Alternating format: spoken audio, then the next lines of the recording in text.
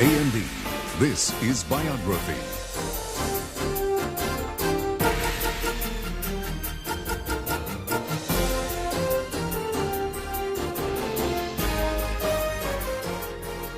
From A&B Studios in New York with Peter Graves. What is on second? Who's on second? No, who is on first? I don't know. He's on third now. We're not talking about him. It may be the most famous comedy routine of all time, and the men who performed it, one of the best-loved comedy teams of all time.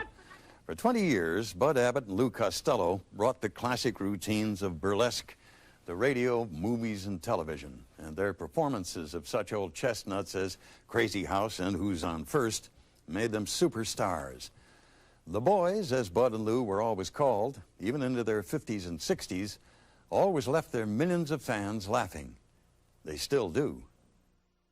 Who's on first, what's on second, I don't know, is on third. You know the guy's names on the baseball team? Yes. Well, go ahead. Who's on first? Yes. I mean the guy's name. Who? The guy playing first. Who? The guy playing first base. Who? The guy on first base. Who is on first? What are you asking me for? I don't know. Wait a minute. They just took it and made it magic.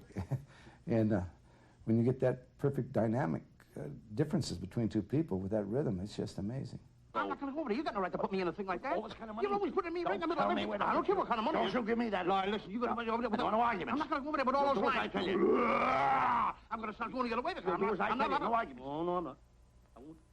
You couldn't find two better comics than them. They were on top of each other. Zoom, zim, zim, boom, boom, boom. They made me laugh. You know, I think they're very funny. You gotta say Roger. I'm afraid to say Roger. That's it.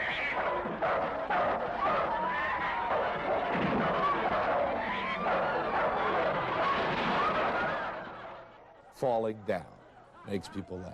Being frightened makes people laugh. Tremendous physical damage makes people laugh. Well, That dog ain't no dentist. Abbott Costello are classic clowns.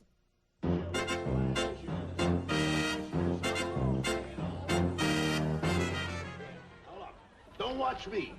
Watch the left. Bud Abbott played a handsome, fast-talking con artist who could prove the hand was quicker than the eye. Lou Costello was the short, fat, sweet-natured sucker who wouldn't know what to do with a break if he got one. Come over here. Come over here. Together, they achieved a success that is unparalleled in show business. Former comedians in burlesque, Abbott and Costello conquered every entertainment medium, from Broadway and nightclubs to radio, film, and television. Even from an early age, Bud and Lou seemed destined for show business.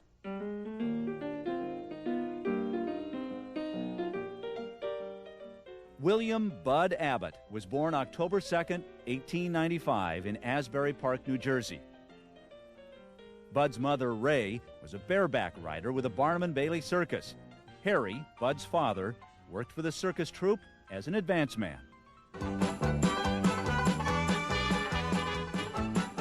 Soon, the Abbotts moved to Coney Island, where Harry Abbott helped organize the first burlesque circuit. Bud would skip school to hang out around the Coney Island Carnival. My father didn't like school too much from what he told me. And he'd say to my grandfather, Dad, I just don't like school. School isn't just for me. I love that life, that carnival life. Bud Abbott dropped out of school at the age of 10 and was soon working as a shill for concessions at Coney Island. One job was to lure customers into the House of Mirrors, where they'd usually get lost. Well, my dad knew how to go in and out of the mirrors and how to get out. So he used to take the people who would get lost and show them through the maze and help them to get out. For this service, he charged 10 cents. Already, Bud Abbott was establishing what would become his stage and screen character, the smooth-talking con man.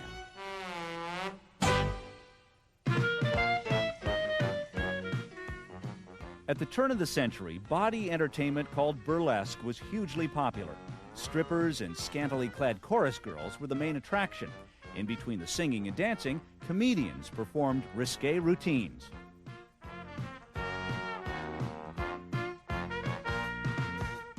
At age 16, Bud Abbott got his first job in burlesque as assistant treasurer for a New York burlesque theater. Young Bud was paymaster to such stars as Fanny Brice and W.C. Fields. My father used to tell me that he used to love to watch the different comics, and he'd go backstage, and he'd watch the shows, and he'd watch how the comics worked and how the straight men worked, and he was just, I guess he loved that. At the National Theater in Detroit, Bud Abbott graduated to producer, putting together one new show every week of gals and gags. Bud got to know all the classic burlesque routines with names like Crazy House, Flugel Street, and Lemon Table. Then, after 3 years, Bud Abbott himself stepped on stage for the first time. He was a very strong, straight man. He treated his partners usually in a very rough and tumble manner on stage, hitting them and slapping them, and that would focus all of the audience's attention on the comedian, all their sympathy, and all the laughs would go to the comic instead of Bud, and that's what was great about Bud. He had this great generosity to give all of the laughs to the comedian. In 1918, Bud married a 17-year-old burlesque ingenue. Her stage name was Betty Smith. Bud teamed with Betty and then with several different comics as he traveled the burlesque circuit in the 1920s and 30s. His reputation grew, but real success eluded Bud Abbott. He just never seemed to find the ideal partner. Where did you come from? Patterson, New Jersey. Louis Francis Costello was born on March 3, 1906 in Patterson, New Jersey. He grew up in a working-class neighborhood. His mother, Helen, was Irish-American. His father, Sebastian, was an Italian immigrant who worked as an insurance salesman. As a young kid, he was fascinated with Charlie Chaplin. That was his idol. I think that's what probably lit the spark that created the flame for him wanting to be an actor. From what I had heard, he had always wanted to be an actor, not necessarily a comedian, although he was funny as a kid. He used to ditch school to see the Charlie Chaplin films and get caught by his father. Lou claimed to have seen Chaplin's shoulder arms 25 times until he could perform every scene by rote. He just had quick humor and spontaneous humor, physical stuff. Flops, he'd take falls and stumble, walk into a wall, bump his nose and all that sort of thing. But really, he had that shtick down perfectly. School was not one of Lou's main interests. It was in PS-15 that he adopted what would become his catchphrase. Oh, I'm a bad boy! Mrs. Whitehead was our third-grade teacher, a lovely lady, and Lou in her class one day did something of a minor bit of mischief, and she told him to go to the blackboard, and really this is true, and write on the blackboard, they say 100, I think it was 50, write on the blackboard, I am a bad boy. And he did. Somehow or another, as years later, he, when Bud would be chiding him about some fancy thing he was doing wrong, he said, I guess I'm a bad boy. When he was young, he was quite agile and very athletic. He was a champion foul shooter. He won the County Cup 3 years in a row. He could sink that ball 99 out of 100. After finishing high school, Lou Costello, despite the objections of his family, hitchhiked to Hollywood. His burning ambition was to be a movie star, like his hero, Charlie Chaplin. I don't think he had a moment of doubt in his whole career where he was going and what he wanted to do. He was very focused from the very beginning. It was hard for him in Hollywood. It's tough. He slept in a lot of parked cars. I guess he wasn't eating 3 square meals a day, and he really wasn't making it in Hollywood. Lou's athletic abilities finally landed him some stunt work at the MGM studios. He doubled for actress Dolores Del Rio in the 1928 film The Trail of 98. But soon after, broke and discouraged, Lou headed for home. He got as far as St. Joseph, Missouri, where he landed a job as a Dutch comic. In those politically incorrect days, the Dutch immigrants were the butt of a lot of jokes because they didn't understand the language and the double meanings of some words, and everything had to be explained to them. And that is the essence of Lou Costello. He's like an immigrant, he's confused by language and words and directions, and so that was where he developed his persona.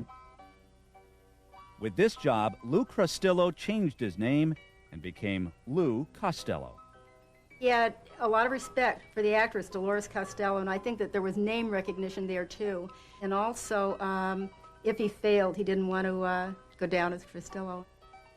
Lou Costello had never been on a stage before, but his natural ability to be funny earned him big laughs. He stayed at the theater for a year and then moved on to New York.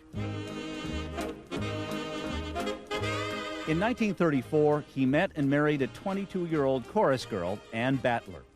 Then during the next few years, Lou Costello built his reputation until he was a top banana, a leading comic working with a straight man. On the burlesque circuit of the early 1930s, Bud and Lou's paths crossed many times. Both landed in New York's Eltinge Theater on 42nd Street in 1935. Here, the two men really got to know each other. Bud was watching him and realizing this guy is really talented, but nobody knows it because the straight man doesn't know how to handle him. He doesn't know how to pull him in and control him, because Lou could go way out and come up with all sorts of wild improvisations, which were funny but took him out of the scene. And Bud was saying to himself, if this guy just had the right straight man, he would be a sensation. And then he realized, I'm the right straight man. Even though they had other partners, Bud and Lou sometimes performed together.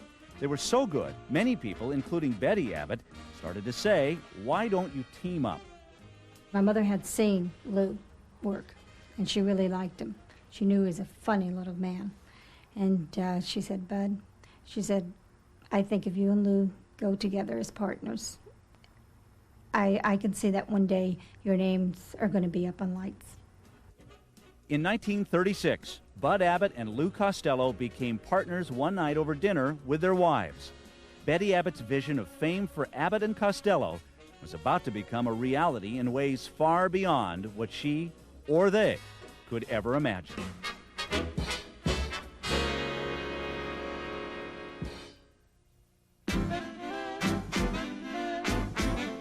The first years of the partnership were extremely busy ones. In 1936, Bud and Lou joined a New York burlesque revue called Life Begins at Minsky's. Here they honed their routines and timing to become Abbott and Costello. You had the distraction of the strippers. You had to be funny right off the bat, or the audience was going to boo you off. So it was a great training ground for Abbott and Costello. I think the weekly salary was $70 a week, $60, $70 a week, which wasn't bad compared with other people in the working stiffs, as we call them. Of the two partners, Bud made more money in a 60-40 split. His name goes first in Abbott and Costello because the straight man's name always went first, because the straight man was considered the more valuable member of the team. And in fact, the straight man got more money. They were good burlesque comics. Whatever they did came out funny. So I went down, and there's these two guys on the stage, and they're doing a scene where every time they said an S, they sprayed in each other's face. So I sent them a telegram, sending a new ship in the spit for your act. So I got very friendly with them. Most Abbott and Costello routines were old burlesque classics that they performed over and over throughout their career, like the loafing bit. Yes, I got a job. I had to get a job. You don't want to work. What are you doing? I got a job in a bakery. Good. What are you doing there? Loafing. That's... What are you doing? Loafing. Where? In a bakery. You working? Certainly. Doing what? Loafing. Well, that's what I was doing here. I was just taking it easy. I was loafing. No, that kind of loafing. You're just a lazy idiot. Not this here kind here. I was taking it easy, same as you. I work when I loaf. How can you work and loaf? Abbott and Costello did make one very important alteration to these old burlesque bits. They always kept their act clean. Their routines never contained any dirty language, commonly used by the other burlesque acts. They were smart enough to realize that they didn't need, blue language in the routines to make them funny. They did it with their own patter, their own style, their own way of working. We'll fight this landlord to the last ditch. Wait, we owe the attorney money. We have no attorney. What are we going to do without an attorney? How are we going to fight? Sanitizing the old bits would eventually allow Abbott and Costello to reach new audiences, women, kids, entire families.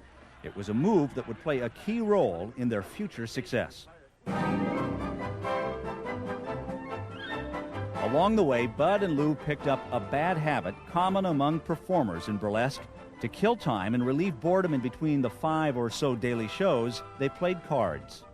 They were addictive, no question about it. And they played gin rummy, small stakes, but just their hands were busy with cards. But of the two, Lou was the more addictive, in my opinion. Lou had a go-for-it thing. In 1937, New York City shut down its burlesque houses. Off-colored jokes and near nudity had created a public controversy. But already, Abbott and Costello had moved on to a lucrative career in vaudeville. They began a long engagement at Atlantic City's Steel Pier, where they were a big hit. What happened was you had all these old comedians doing these routines who never made it out of burlesque. But here, Abbott and Costello were doing the same material, but they were doing it so well that they were able to rise above burlesque with it. Abbott and Costello went on to play theaters and nightclubs, while a new kind of entertainment was becoming the rage. The Texaco Star Fifth. Radio was the form of entertainment for the whole country, in that there were shows we all waited avidly for each week for our own, like we do today with television. But in those days, it was all over on radio. So the radio was big stuff. One of the most popular radio programs was Kate Smith's show on Thursday nights. Her manager, Ted Collins, had hired a young comedian who turned out to be a hit. Columbia Pictures wanted to do a test on me, but Ted Collins and Kate Smith wouldn't let me go unless I got a replacement. I go to Low State Theater, there's Abbott and Costello, years later. And they were doing Who's on First. All I'm trying to find out is what's the guy's name in left field. Now, what is on second? I'm not asking you who's on second. Who's on first? I don't know. Third base. I closed my eyes. I said, geez, you can do this on radio. So Kate Smith and Ted Collins went down and bought them. That was the beginning of their big career. Millions of people had radios. And if you were a big hit, that was it. You hit the whole nation. Here they are, Bud Abbott and Lou Costello. After their first radio performance in February 1938, listeners complained that their voices sounded alike over the air. So Lou adopted a childlike falsetto that would become his trademark. It does seem kind of funny, but it keeps them on my night. All right, come on, forget about it. Never mind that. I'm a bad boy. Oh, skip it. Come here. 1 month after their radio debut, Abbott and Costello performed Who's on First. The origins of the routine are unknown. Just seems to be one of those ancient sketches common in the world of burlesque. Bud and Lou gave it a special flair. On paper, it really is not only not too funny, but kind of dumb. So the question is then, why did 57-year-old men laugh heartily at that? Why did I? It was in the timing and also in the emotional frustration. All I'm trying to find out is what's the guy's name on first base? No, wait a minute. No, wait a minute. Don't mix them up. What is on second? Who's on second? No, who is on first? I don't know. He's on third now. We're not talking about him. How did I get on third base? You just mentioned his name. If I mentioned the third baseman's name, who did I say played third? No, who's playing first? Never mind first. I don't know. What's the guy's name on third base? What's on second? Who's on second? Who's on first? I don't know. Third base. It was an amazing, huge hit. The switchboard lit up. And Ted Collins, Kate Smith's manager and the producer of the show, ordered them to repeat the routine every month on the show. And so it really got into the national consciousness early on for them. Abbott and Costello became regulars on the Kate Smith Show for a year and a half. Ironically, Lou had to persuade Bud that performing on radio was a good career move. Buddy was rather hesitant. Despite his persona of being such a know-it-all and had all the answers, he wasn't that way at all in reality. It was Lou who was the pusher. Lou had the ego, the belief in himself, strong. He had a strong sense of where he's going and what he wanted. Dad was a very patient man, very, very patient. And I think maybe things might have started to move a little fast. He had worked his way up over those years to be secure in burlesque. And now with Lou wanted to take another step. A large part of Bud's lifelong reserve may be explained by an illness he developed in his late 20s, epilepsy. What scared him the most is that he would have a seizure in front of an audience, and he never wanted that part to be exposed. Bud Abbott put aside whatever insecurities he may have had to appear with Lou in The Streets of Paris. This 1939 musical comedy review was the team's Broadway debut. According to critics, they stole the show. It wasn't long before Hollywood discovered Abbott and Costello. Lavishly produced, One Night in the Tropics brings you sparkling entertainment by radio's prize nitwits, Bud Abbott and Lou Costello. I'm a bad boy. In 1940, Abbott and Costello signed a contract with Universal Studios. In One Night in the Tropics, their first movie, they served as comic relief. 5 minutes of 4. Where is that guy? Maybe he's over my hotel suit. Not your suit, your suite. You're cute too, Abbott. I like you. It was a box office flop, but Abbott and Costello were so good in it that Universal consented to put them in a second film, one that would soon make them superstars.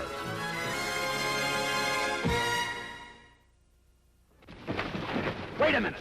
What? Where's Herbie? Where's... How did you get up in that tree? How did I get up in a tree? I sat on it when it was an acorn.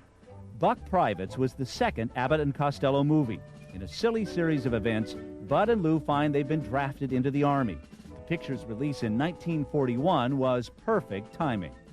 That picture hit the market just as the draft had been put into place. The whole country was thinking about the draft. The film was shot in 20 days on the studio backlot for about $200,000. Practically overnight, Abbott and Costello became superstars. Buck Privates made something like $10 million when it first came out. Now, this is a time when you could buy a theater ticket for 50 cents. People don't realize how big this movie was. It was held over for weeks and weeks. One of the things Abbott Costello often did was just incorporate old burlesque routines into the movies, and very often they had absolutely nothing to do with the plot. You're 40 years old and you're in love with a little girl, say 10 years old. This one's gonna be a pimp. Well, wait till I finish. Now I'm going around with a 10-year-old girl. Wait a minute. You got a good idea where I'm gonna wind up. The film-going audience had never seen any of these routines, which were old chestnuts. And Abbott and Costello could make it seem so spontaneous. No one realized some of these routines, were 30 years old. Now, 1, 2, 3, 4. Bingo. Quiet. Well, I had it. Never mind that. Let's show around. Let's show around. Why don't you make up your mind? With the success of Buck Privates, other service comedies quickly followed. Abbott Costello basically always made B pictures. Even at the height of their fame, they made B pictures. Because Universal was not a studio known for its lavishness. In fact, it was considered the cheap studio. It's amazing because their pictures just supported the studio for years. But they were never treated really well. They made a lot of money, but the budgets never really got high. In the early 40s, both men who came from poor backgrounds were now earning thousands of dollars a week. Bud and Lou didn't really know how to deal with this newfound wealth and success. They were big gamblers. They would gamble on the fly, crossing the table. They gambled a lot on the set. They had buddies come in and play poker while we were shooting. They'd go off to the trailer, and Lou thought I was good luck. I saw $10,000 in the middle of the table. And Lou would sit there, he'd have a towel around him, he'd be sweating so much. And there was a little Greek guy that played him and made a living off of him. They were not the greatest gamblers in the world.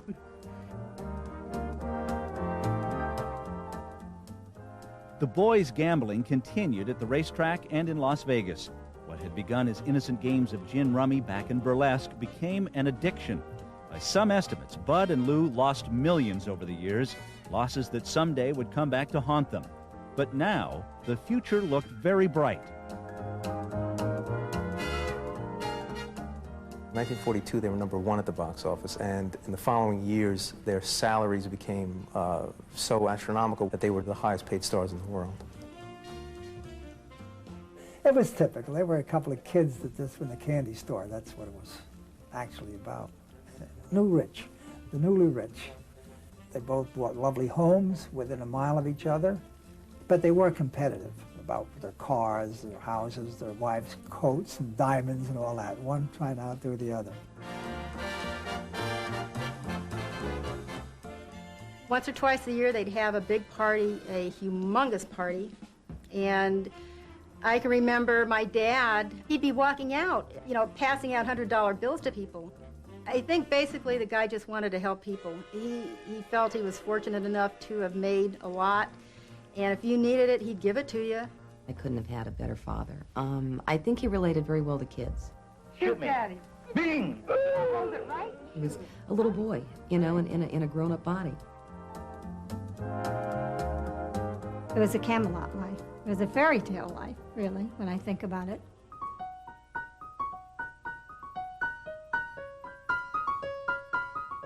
Even when I was really young, to the point where I can remember, I knew there was something different about my family, you know, as opposed to what I saw when I went out. He was such a gentle man, very gentle, giving. I'd say he was the caregiver of his family. The family was really his whole world. I had some friends who used to always say to me when I go to school, "Your father's always picking on Lou. He's always hitting Lou." But that was part of the act, you know, that was Abbott and Costello. In the 1940s, Abbott and Costello were a national craze. Not only were they movie stars, but they had their own radio show with NBC and continued to play clubs. Even Washington needed their services.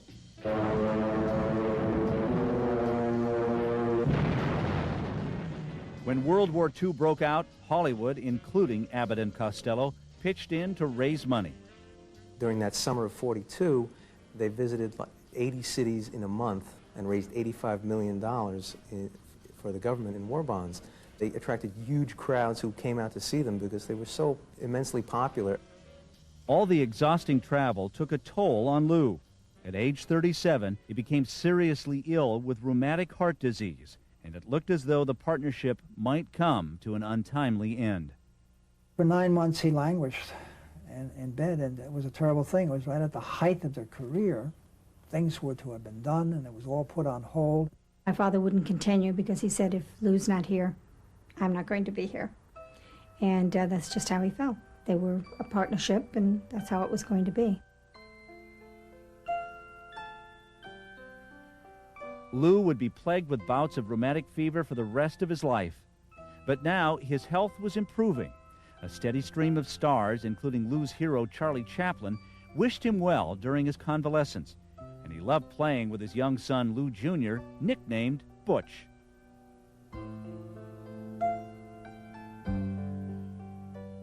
In November 1943, just days before Butch's first birthday, the little boy accidentally drowned in the family pool.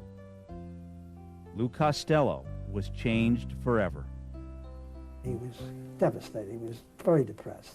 He was a little less light in nature, I believe, from that point on. It was his Pagliacci. It was his tragedy. He never did get over it. I was to do Abbott and Costello in Hollywood.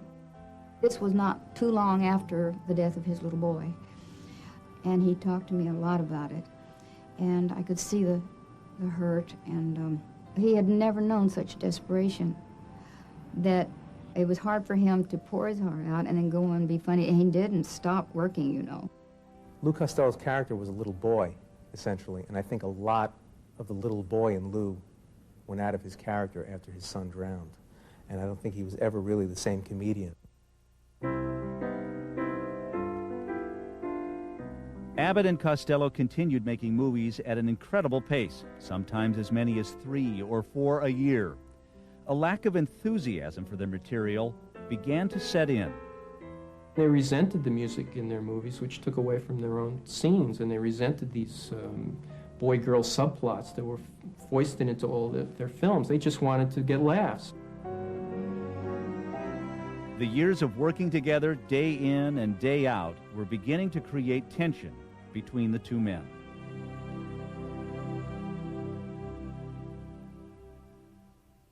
Don't smoke. Who's smoking? You are. What makes you think I'm smoking? Got a cigar in your mouth. Got my shoes on, but I ain't walking. Don't give me that. Will you stop that now?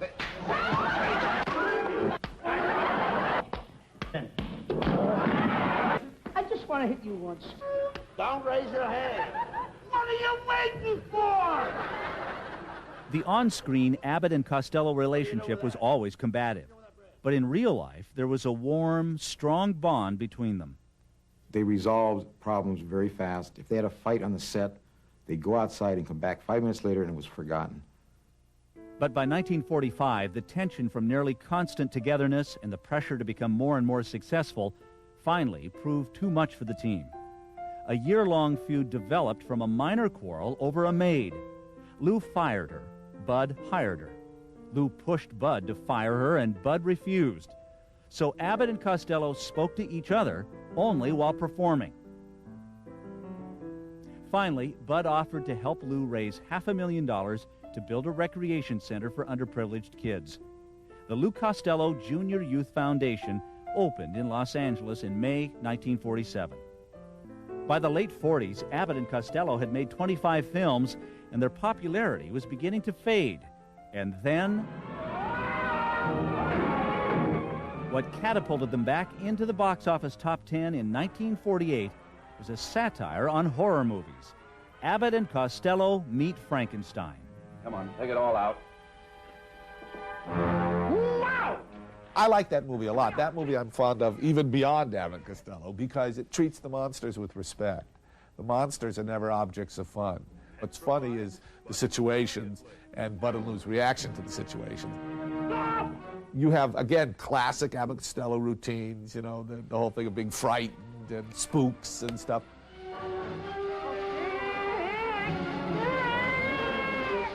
With the smash success of this film, Universal put into production more Abbott and Costello horror movies. That one film, Abbott and Costello Meet Frankenstein, really kept their careers going into the 50s, and then television picked it up for them by introducing them to a whole new audience. The Colgate Comedy Hour, starring... On January 7th, 1951, Abbott and Costello made their television debut, guest hosting the Colgate Comedy Hour. The variety show was broadcast in front of a live audience.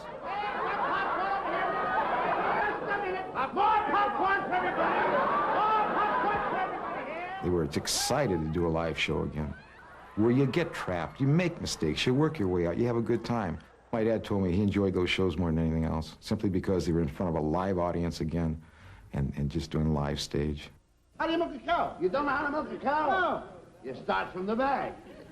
From the back? Sure. Oh, boy, we didn't rehearse that. Whoa. The boys ensured their success in the new medium by doing those tried and true burlesque bits. No, you don't understand. You take the bucket and you put it under the cow's udder. Huh? You take the bucket and you put it under the cow's udder. The cow's udder what? In their later years, their finest work is on television. You could see what they were like in vaudeville and burlesque, with a live audience, how they would play off the audience. How do you do? Oh, come right in, boys. You get back there, come through the door. Huh? You think they put doors in these things for? Come on, I'm here. Get in the door. Go ahead. What, I gotta come in the door? I'm here. It costs money to build these sets. Get in there. Get in there. You go through the door. I don't have to go if I don't want it through the door. Go through the door. Don't make me look silly. Go through the door. Okay. Come here. Get in there. They never really fully adapted to film-making process. You know, mentally they were always in burlesque, and they wanted to hear the laughs. While they continued to host many of the Colgate programs, their own TV series debuted on December 5th, 1952. I was a fan of theirs from the age of 5 when I first saw the television show. I mean, when that girl, the cue card girl, comes out and puts the card over his face, that was hilarious to a 5-year-old. I'm getting sick and tired of this. The 52 filmed episodes had a laugh track but no plots. It was all just an excuse for the team to perform their best old bits. What do you want on Flugel Street? I want to find out where the Susquehanna Hat Company is. Susquehanna Hat Company? I got to deliver these hats. Is that a Susquehanna hat? Sure. You know what I think of Susquehanna hats? This is what I think of. They're just pure filmed records of classic burlesque routines, and done by a lot of the classic burlesque performers, the Bud and Lou's cronies they would give jobs to. They were in control. They were in the driver's seat. This was their show. They were doing it the way they wanted to do it. They just wanted to get laughs, and that's what each show is. It's like 25 minutes of laughs. It's the best of what they did. You want me to back up? Back up. I'm going to back up. Go ahead. What do you want me to do, Abbott? What do you think? Go ahead. You want me to go ahead? No. I'm watching back here. You just told me to go ahead. No, I didn't, Lou. I want you to back up. I back up. Well, go ahead. There's an enthusiasm. It's almost like going back in time, that show, 10 years earlier to when they were really enjoying making the movies. Whatever joy Bud and Lou got from doing their TV show was diminished by an event that would drastically alter their lives. In 1953, the IRS began auditing Abbott and Costello. They were very trusting guys, and they were good guys generally who would do anything for anybody. And they gave this guy a job to be their accountant, and the guy didn't file income tax for them, didn't take care of the books, and actually took money and went off to Mexico. And when the IRS came knocking, they didn't have any of the receipts. They paid dearly for their years of generosity and their heavy gambling losses. My father lost everything, almost everything that took him 20-something years of his success to earn. He lost our big home, his ranch, everything that they had. Lou, the same thing. I saw a change in my dad, and that was, he never recovered from that. Simply because of all they did for the United States government during World War II, and then have the IRS come back and use them as an example. It was like my dad sort of felt he was stabbed in the back. For Abbott and Costello, this was the beginning of the end.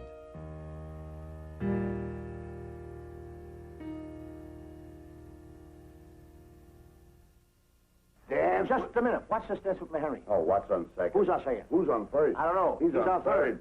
He's on third, but I know who's on first. Who? Dance with me, Henry. Dance with me, Henry. Dance with me, Henry. Dance with Me, Henry, released in 1956, was the 36th and final Abbott and Costello film. It was not a critical or a box office success. America was a little tired of them. They also were getting a little tired of themselves, of each other. There were rumors of Bud drinking heavily and of Lou not liking it. What people don't realize, he was an epileptic, and he was taking medication. And in those days, they didn't know that medication affected alcohol like it does today. But Dad worked straight. He was always straight. He drank after his work. It didn't matter. Lou, always ambitious, simply wanted to move on. I could sense that he wanted to do something of a more serious nature, something more meaningful in his opinion, no matter what. I think Dad just realized that era of Abbott and Costello was over. There was new comedy already, coming in, and I mean, Lenny Bruce was almost ready to click. I think the people wanted something different. Abbott and Costello had been a team for 21 years, but several months after Dance with Me, Henry was released, Lou ended the partnership. And my father accepted it, I mean, he said, if that's what Lou wants, fine. I remember sitting there and thinking, gee, no more Abbott and Costello. I think, worse than my father in a way. I just thought it was sad. It was very sad. But in another way, deep down, I figured it was time. There was nothing else to do. They did everything. They did everything. Two of the funniest words in the language of show business are Lou Costello. And here's Lou in one of his comedy classic sketches. In 1957, Lou began making a series of solo appearances on The Steve Allen Show. We would build him into a big sketch. We surrounded him with the cream of the crop players, and we knew that if we put him into any funny situation, he would deliver the goods, and he always did. All right, here we go. Come on, let's try it, huh? All right, kid, hut, present. Oh, hey, he said, what is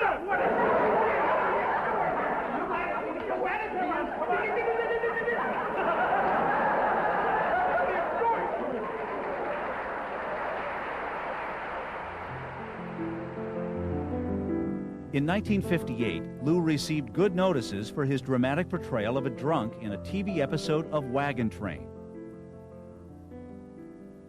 He returned to comedy the next year in a film, The 30-Foot Bride of Candy Rock. Soon after, his dream to take on more serious roles was cut short. Lou, the loving father, was at home with his family when he suffered a heart attack. Him standing between the bedpost, clutching on to the two bedposts, and he was dripping wet. He was just in a sweat. And his coloring seemed to be very gray, and I remember him with his head down and turning and looking at me and trying to act very normal about it, but said, "Christy, go get your mother." Lou Costello died March 3rd, 1959. He was 52 years old. I never saw my father cry in all the years I had been with him as his daughter. And that day, he did break down and cry. And he said, "I just lost one of the best friends of my life, you know." Bud Abbott remained largely in retirement until 1960, when he teamed with Candy Candido, a comic who resembled Lou. We rehearsed and rehearsed and rehearsed. Now, I couldn't change one iota because Bud only knew it one way.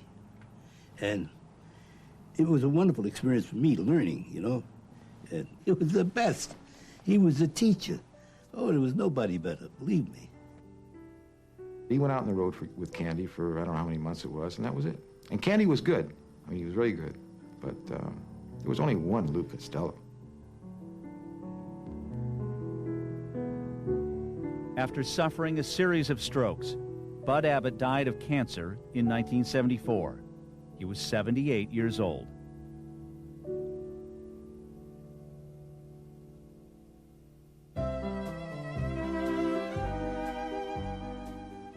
Had it not been for Abbott and Costello, most of the old burlesque routines would be lost forever. Their radio programs, films, and television shows preserved an entire era of American entertainment for generations to come. Bud and Lou's versions of these comedy classics have come down to us as the benchmark. Theirs is an astonishing legacy. They struck a common denominator in comedy that crossed every facet of show business and every age and every generation of Americans.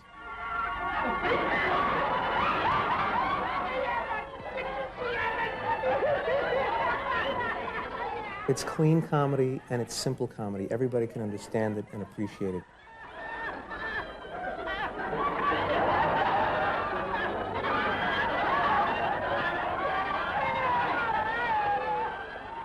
Abbott and Costello have influenced many great comedians. Jackie Gleason, Lucille Ball, Jerry Seinfeld, Martin and Lewis, the Smothers Brothers. One thing we learned from watching them is that the straight man is the one that carries the story, carries a plot line, and makes it believable for anybody watching it. Hey, what kind of game is this? Oh, you never shot dice? No. Uh-oh. You never felt any sympathy at all for Bud Abbott. And that's a high degree of compliment to say, you really believe that guy. Go ahead. 7. 7. Now, wait a minute. I forgot to tell you, you don't pick it up right away.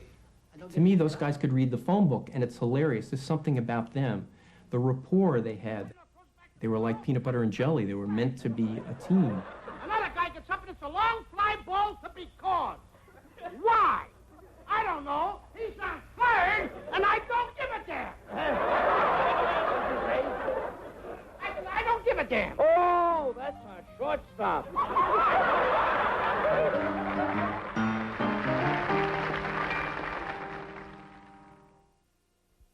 Although Bud and Lou never won an Oscar or an Emmy for their work, they have been rewarded with a rare honor.